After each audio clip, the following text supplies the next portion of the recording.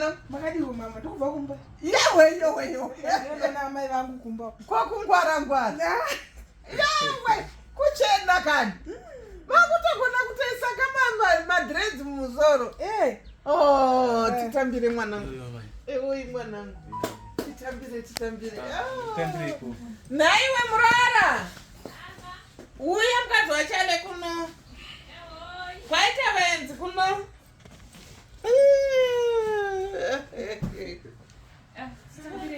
Titambire. Wait. Tambira big.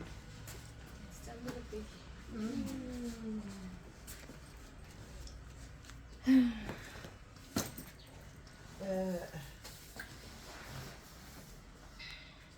Maziva here newo. Tatakatumira kuti mimi mati muchatuudza kuti ndiani. Uyu kadhiye mukadzi wachari. Tafanira kuziva makoti. Ndo tete wako ka. Ndiye Precious kawo. Ndiye murume wakewo. Alright. Kozvaonenge wachinja nei mwanangu? Tingada sekuti chingoda kuchingira napuri ava. Aiwa zviri kuita mwanangu. Zviri kufamba. Tinotenda. Zvakurise kuno mai. Aiwa kwakanaka. Wakadiko mwanangu? Ndinofarira mine kunokurise. Aiwa kwakanaka. Naruzuva iri. Aiwa tinaro. Nakadiko tete. Tinofara kuti sei makoti. Patisei pamba. Pamba pane nani. Nakadiko mkwasha. Tinofara kuona makoti. Aiwa tesei. Masouya manje. Tapoti kuona makoti wedu. Aiwa magona tete. Chitaka chikafu. Pamusoro.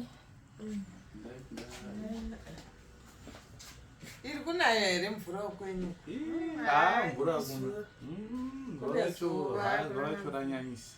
Ranyanyisa bhozi chibage uku chatooma. Kanyangwe mvura yakadzoka icho chichaita.